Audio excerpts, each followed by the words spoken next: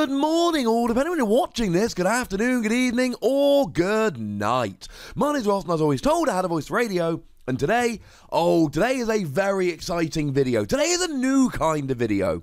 You see, I have heard an incredibly strong, reliable, believable rumour of a card which has not even been revealed in Japan yet. This might, for the first time, be me beating the Japanese to new cards. That's right, ladies and gentlemen. Now, I cannot tell you exactly where this rumour came from. All I will tell you is this. It is incredibly believable, it is a source that I have good reason to believe does have the information, and it's not somebody I've ever used on this channel before, which means, unfortunately, you won't even be able to guess who they are. Sorry about that.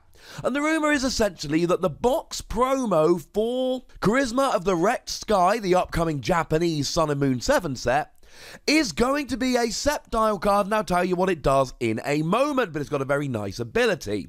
You see, in Japan, when you buy a box of the set, you get a particular promo, an alternate art card from the set. So in Sun and Moon 5A, it was this circuitry, for instance. So, of course, shops in Japan get some material early, showing them about the new set, and even if it wouldn't show them the cards in the set as a whole, it would show them the box promo. Somebody over in Japan has got a hold of this and sent me the information. So like I've said, this isn't some random person emailing me going, hey, wouldn't this be a cool card? This is somebody over in Japan that has seen this and has sent me the information. Unfortunately, no picture, but that's okay. We can work around it. So this is going to be our August set, Celestial Storm, and the set should start leaking in Japan quite soon because they've already leaked the entirety of Dragon Storm and Champion Road.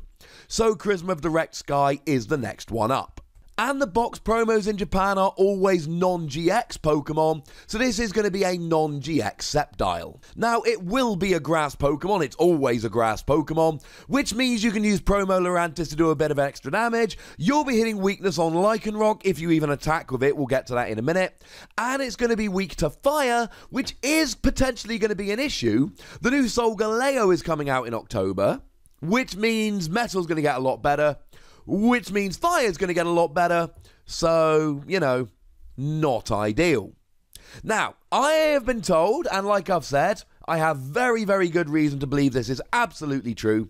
The ability reads, as long as this Pokemon in play, your Pokemon with Grass Energy attached take no damage from your opponent's Ultra Beast attacks. And at this stage, I think it's probably fair to remind you guys that just yesterday we had the final of the Latin American International Championships, which was Buzzwole, an Ultra Beast, against Buzzwole, an Ultra Beast. This is incredibly relevant right now, ladies and gentlemen.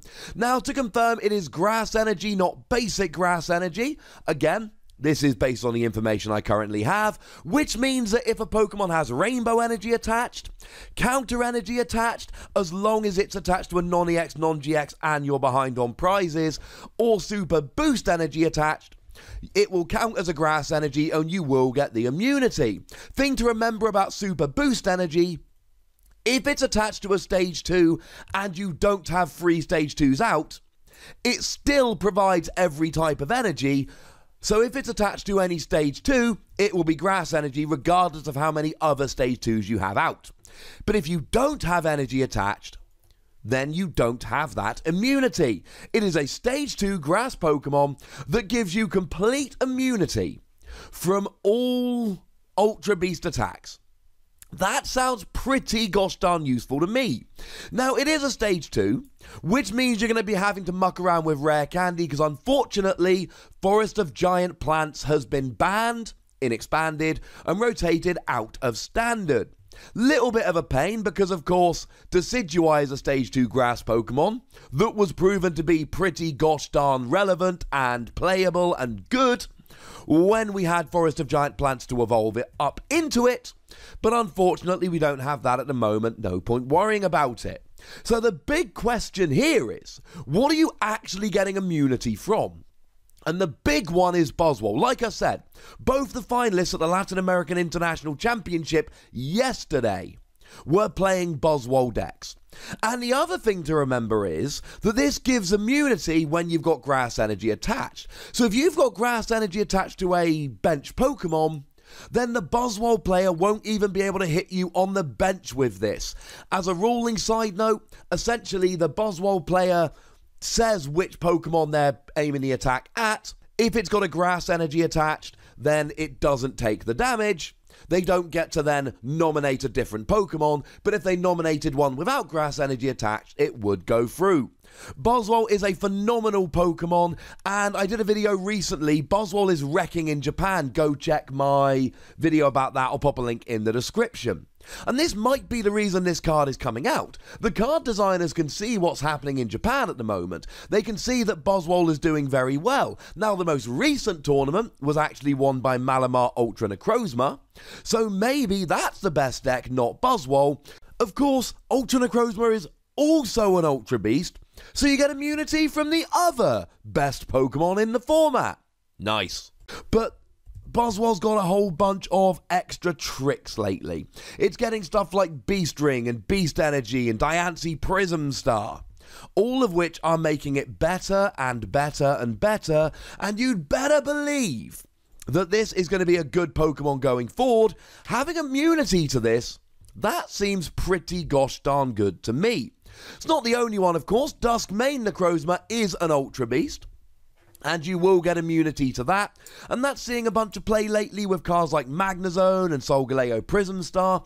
It basically gives you the chance to one-hit KO anything. The GX attack does 250, and that will KO anything. The regular attack does 220, but if you add a choice band, that goes up to 250 and will in fact KO anything. So that card seems to be getting better and better and more popular. You can protect yourself from that. And remember, you don't have to have the Sceptile in the active. It can just be chilling on the bench. And also, you don't need to have a basic grass energy attached. As long as you've got something like a rainbow energy, you will get the immunity here. Although, as always, if you're playing around with special energy like rainbow energy, you do have to look out for stuff like enhanced hammer. We also see you'll get immunity from Naganadel here. That is a card. I'm going to be doing a deck list for that in the very near future. It is a really good Pokemon that for one colorless energy does 20 damage for each of your Ultra Beasts in play. That looks like it's going to be a pretty good Pokemon. You've got the non-GX Boswell from Ultra Prism that does 120 for one energy when your opponent's got 4 prize cards remaining. And you've got Xurkitree GX, which has popped up in a few rogue decks here and there because it's got immunity from anything that's got a special energy attached, while also having a really nice GX attack that gives your opponent an extra prize card. Now, I'm not going to sit here and go through every Pokemon in detail, but just to finish off here, the other Pokemon from which you will get immunity, and this is from any of these Pokemon cards we ever get for these Pokemon: Dawnwings Necrozma, Celesteela, Guzzlord for the beams, Pheromosa, Kartana, Nihilego, and we haven't had any cards revealed yet, but Stack Attacker and Blasphalon, although Stack Attacker is confirmed as coming out in Sun and Moon 7 as a GX, you'll have immunity from those as well. Basically, there's going to be like 11 or 12, depending on whether you count Poipole, Pokemon from which you will have complete immunity just by having this on the bench. And it is an ability on a Stage 2 non-GX, so it won't be turned off by Alolan Muck, it won't be turned off by Glaceon, Garbona's going to rotate out, and the only thing that will turn it off is Slacking. But given that Slacking isn't an Ultra Beast and has to be in the active to turn it off, that's completely irrelevant. The thing to remember here is that Ultra Beasts have got a whole bunch of new tricks, like I said a minute ago. Beast Ring to accelerate energy, Beast Energy to do more damage, Ultra Space to search them out in Stadium form, Ultra Recon Squad for draw power. We know we're getting more and more Ultra Beasts as time goes by, and we've been given lots and lots of cards to make them more relevant, bearing in mind Boswell and Duskmane Necrozma have been crushing without them, especially Boswell. There's no reason to believe that these aren't just going to keep getting better and better in the future, making a card like this more and more relevant. Here's the thing though, is it actually techable? Is it actually realistic that we're going to be putting a thin Sceptile line in our deck to get immunity from these? And the answer is it might be. Because of course, Sylveon decks at the moment are playing a 1/0/1 Gardevoir line as an attacker. And let's not forget that Zoroark with the new Macargo, which we profiled recently, link in the description, is going to be crazy, crazy good. The counter energy is there's been plenty of Pokemon in the past, like Exploud from Supreme Victors, which removed weakness and was a stage 2 and never really saw any play, but that was weakness. And you might not play that many decks here and there which are actually affecting you with weakness. Whereas Ultra Beasts look like they might be sticking around for a long time to come. And if Ultra Beasts are good enough in the format and are enough of the metagame, people will try this. Now, unfortunately, we don't have any information about the attack, only the ability, but the attack isn't that relevant. When we get a scan of the card with a translation, I'll get onto one of my usual translators and hopefully they'll give us a translation and that will be all good and dandy, and we'll do a proper analysis of the card as a whole then. This is just an ability which I believe wholeheartedly is coming in the next set, because like I say, my source is secret, but pretty reliable.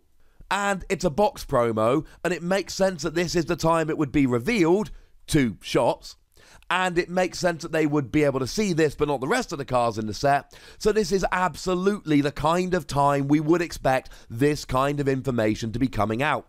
I think this is a spectacularly interesting ability, and I think it is going to see a little bit of play when it does come out. I'm going to hold off on a proper WOSI score until we do see the card as a whole, but I had this information. I was delighted to find it in my email inbox this morning, and to be perfectly honest, I'm excited to sit down and think about it, so I figured you guys will probably be excited to hear about it too. But I want to know what you think in the comment section. Go nuts telling me about this, but be nice. Make sure you like this video, subscribe to this channel, follow me on Twitter at the Wossy, and Twitch for some live action at twitch.tv/PTCGRadio. If you want to support the channel, get some bonus podcasts and so on, then head on over to patreon.com/PTCGRadio, where you can do just that. But by far the most important thing, as always, is to look after yourselves until next time. Thank you very much for watching. My name's Ross, and you've been watching PTCG Radio.